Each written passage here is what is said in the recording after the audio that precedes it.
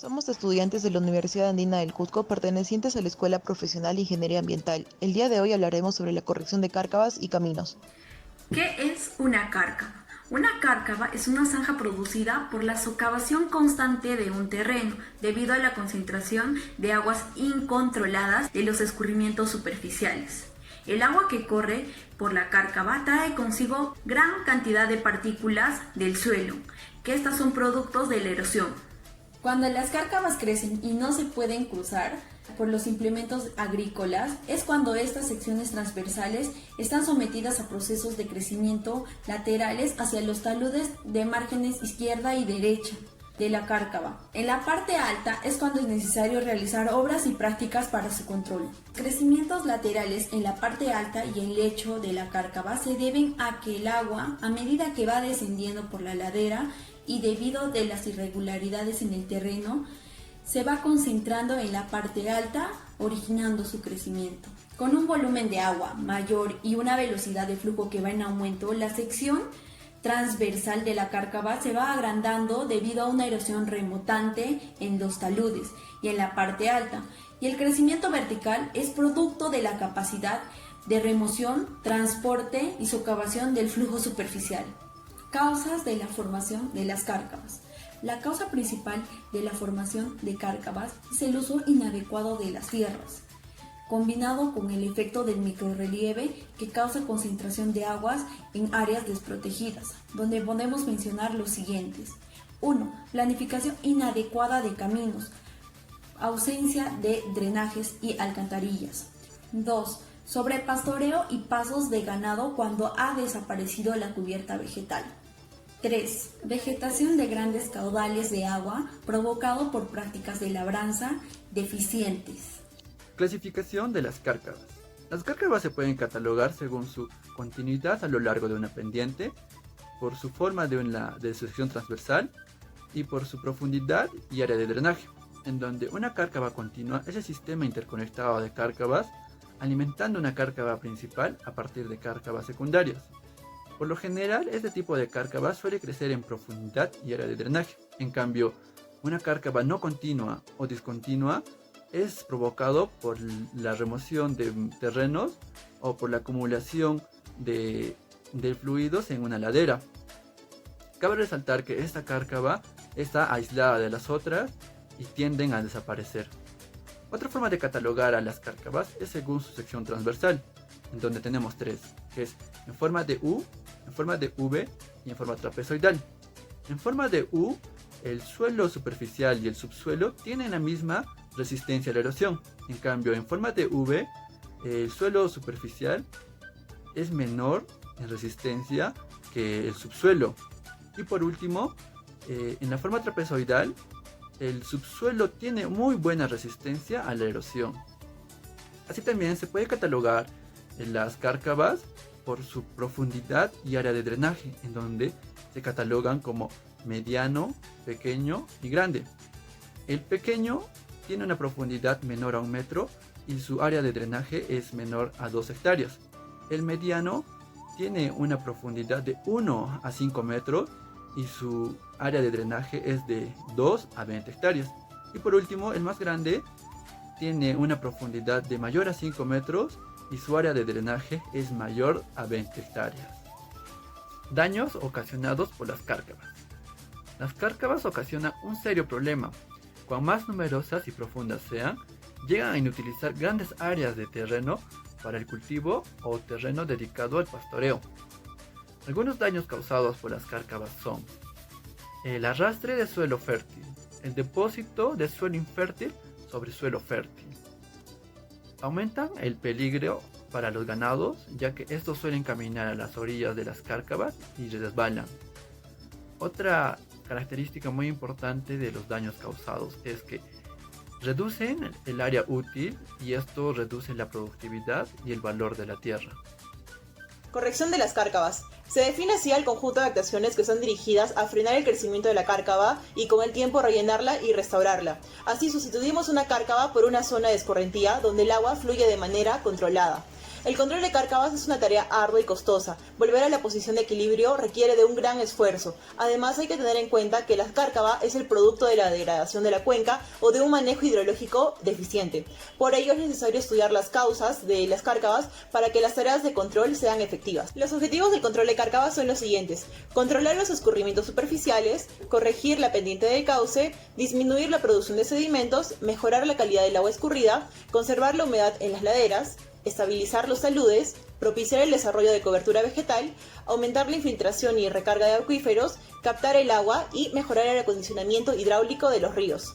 Principios a la corrección de cárcavas. Antes de iniciar un programa de corrección de cárcavas, hay que definir bien el objetivo del programa, para que así las acciones a realizar estén encaminadas y sean lo más eficientes posible. Los pasos a seguir son los siguientes. Primero, tenemos que determinar las causas de la generación de la cárcava. Segundo, tenemos que determinar los impactos más significativos en el entorno.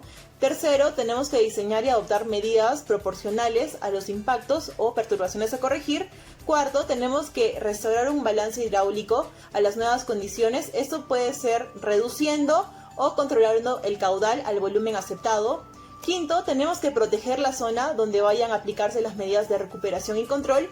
Sexto, establecer un seguimiento periódico para estudiar la evolución adecuada del sistema e impedir la regeneración de la cárcava. Prácticas para la corrección de cárcavas según el nivel.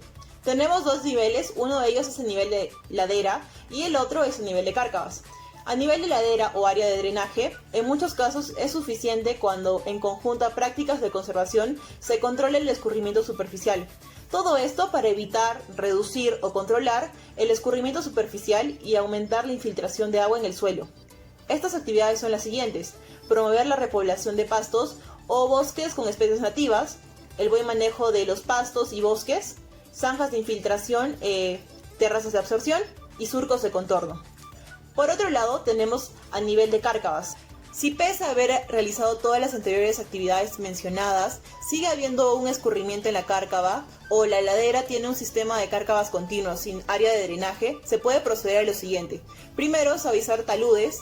Luego se pueden establecer vegetación. Esta puede ser arbustiva, pastizal, árboles, entre otras. También se pueden colocar pequeñas barreras u obstáculos transversales al flujo del agua. Todo esto a fin de disminuir la velocidad y favorecer a la sedimentación. Esto se hará en función al tamaño de la sección transversal de la cárcava, es decir, tanto al ancho como a la profundidad. Y también dependerá del área de drenaje. La vegetación o revegetación tiene por objetivo estabilizar el terreno frente al desplazamiento y a la erosión provocada por la escogentía, que fluye por el perímetro de la cárcava. Este flujo de escogentía ocurre en cabecera, pero no únicamente. La vegetación es un elemento fundamental para terminar de dar estabilidad a las cárcavas a largo plazo, teniendo un efecto muy beneficioso desde el punto de vista ambiental, ya que una cárcava restaurada de esta manera articula el paisaje estableciendo una red de hábitats para fomentar la biodiversidad. La multiplicación de especies arbustivas por acodo consiste en el desarrollo de raíces a un tallo sin separarlo de la planta madre. Una vez que ha enraizado, se separa, obteniéndose otra planta independiente que vivirá con sus propias raíces. Para ello se tienen condiciones tales como la planta madre en crecimiento, seleccionar tallos vigorosos de corteza lisa, el buen contacto entre el tallo acotado y el sustrato, un sustrato que mantenga una buena aireación, humedad y temperatura, tales como el musgo grueso o el acerrín, y al final se separa el tallo acotado solo cuando hay un buen desarrollo de las raíces. Para presentar buenas condiciones de la era del semillero, se hacen necesarias barreras vivas de hierbas de alto crecimiento y árboles de rápido crecimiento, o también estructuras temporales como barreras de retención de ramas y palos, como ayuda para el establecimiento de varios materiales de vegetación. Las mejores especies son las gramíneas, la setaria, las gamma-grases y las especies leñosas. Estructuras permanentes. Se utilizan para cárcavas con grandes áreas de drenaje de más de 100 hectáreas, las pendientes empinadas o con caídas hondas o con profundos cabezales de las cárcavas, que requieren estructuras mecánicas. Estos se hacen con concreto reforzado y albañilería, que es metal o tierra. También son estructuras complejas y deberán hacerse bajo la supervisión constante de un ingeniero experimentado. Entre ellas tenemos barreras de piedras sueltas con malla de hierro, con geocostales, con llantas, etc. Estructuras temporales. Se usan en cárcavas para facilitar el establecimiento de la vegetación y para proporcionar la protección en los puntos que no se pueden proteger adecuadamente de otra manera. Generalmente se usan solamente en cárcavas a través de las cuales se necesita conducir las corrientes de agua. Si estas corrientes de agua no están excediendo la cantidad que se pueda manejar por una vegetación bien establecida, estas estructuras se pueden utilizar hasta que la vegetación se establezca. Las mejoras de vegetación temporales se pueden utilizar para recolectar y retener la tierra fértil y la humedad en el fondo de las cárcavas estériles, de tal manera que se pueda establecer la vegetación. Estructuras de madera para romper energía de caída de agua.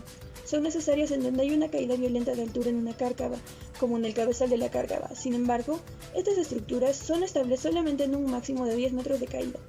Una estructura de madera para romper se utiliza cavando una trinchera de 3 centímetros de ancho y 3 metros de largo perpendicular a la cárcava.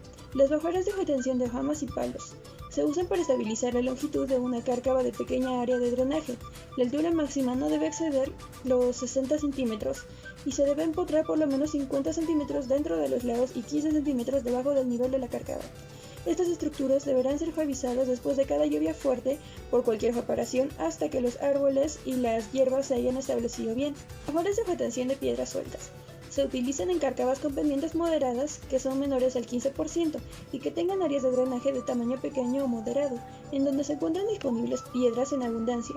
Las mejores estructuras que se hacen son con piedras relativamente planas, ya que estas duran más que cualquier otra baja de retención temporal por ser más resistentes a las ramas, palos e incluso alambres. Mejoras de retención de piedras sueltas con malla de hierro. Si no se encuentran accesibles piedras planas, se necesitan utilizar piedras redondas o irregulares.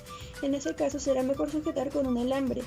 Estas se hacen en las mismas condiciones que las piedras sueltas, pero se agrega una malla de alambre de 3 o 4 milímetros de diámetro que se pone debajo de la pared de piedra y que se apoya sobre ella sujetándola debajo del relleno entre las rocas. Etapas en el manejo de cárcavas. La primera es aislar físicamente la cárcava. Para esto se evita el acceso al área tratada de animales ovinos y bovinos cuya presencia pudiera resultar fines contraproducentes con los perseguidos, en particular para el material vegetal que se introduzca. La segunda es trazado de un surco o canal de desviación de una agua o lluvia. El trazado de un surco de desviación de aguas lluvias es el que se sitúa en la parte superior de una cárcava para desviar el curso del agua causante de la erosión hacia el desagüe, otros estabilizadores como quebradas o estéreos. La tercera es emparejar el interior y exterior de la cárcava antes del inicio de las obras, ejemplo el peinado de la cárcava. Consiste en eliminar el suelo ubicado con el borde o taludez de la cárcava. El cuarto es repoblamiento de laderas de las cámaras.